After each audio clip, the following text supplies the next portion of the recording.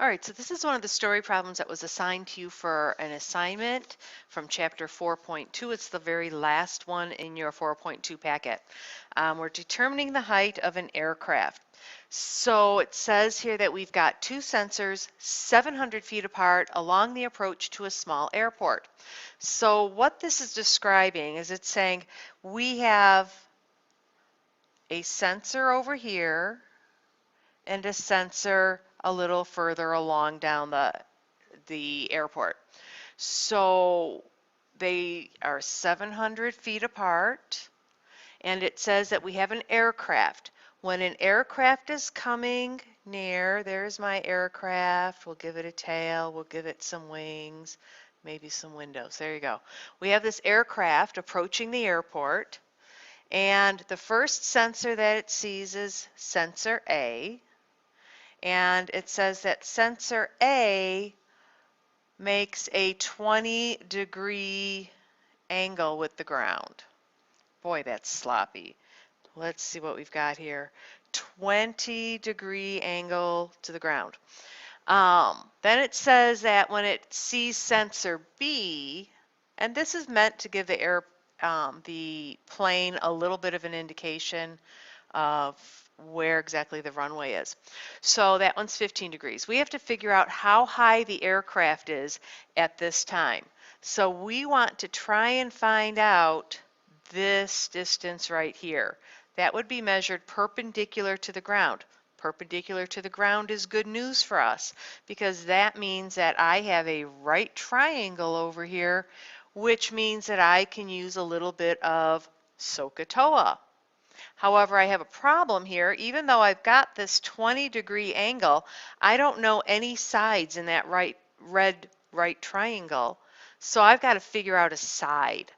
I'm pretty sure that I can figure out this side. And if I do, I will have the hypotenuse to that triangle. So I'm going to turn my attention to this long, skinny triangle over here.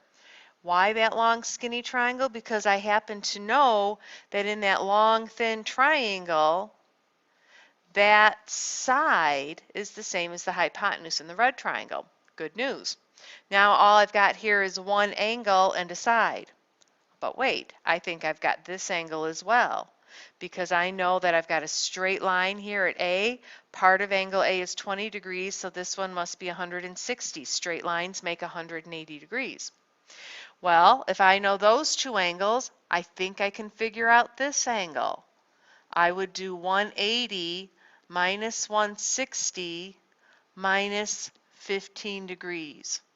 That's going to leave me with a 5-degree angle right here. That 5-degree angle happens to be directly across from that 700 feet. So I can write sine of 5 degrees goes with 700 feet. Now, what was the side I'm looking for again? Oh yeah, that one marked X. So that one marked X is directly across from 15 degrees.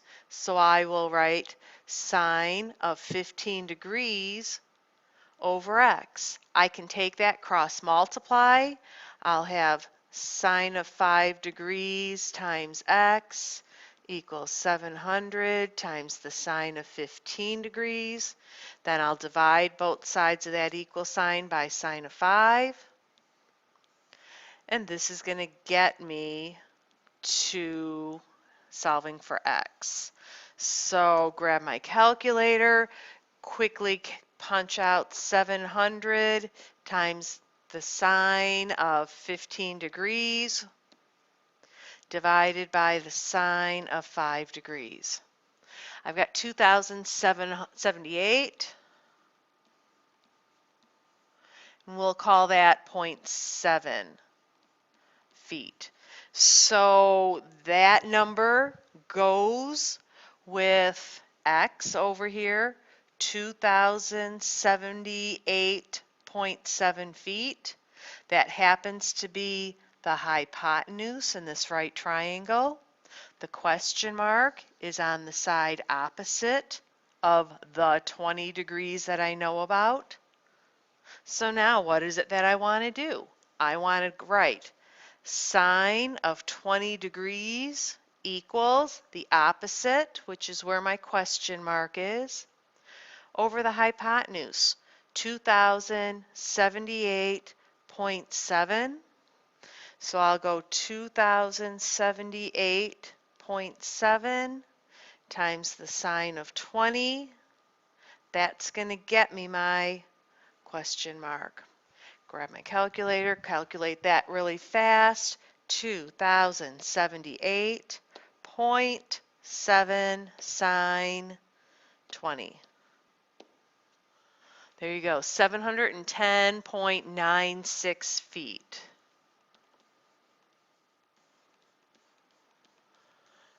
Did it.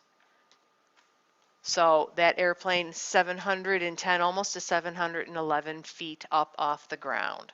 My final answer. Hopefully that helped a little bit. Thanks for listening. Bye-bye.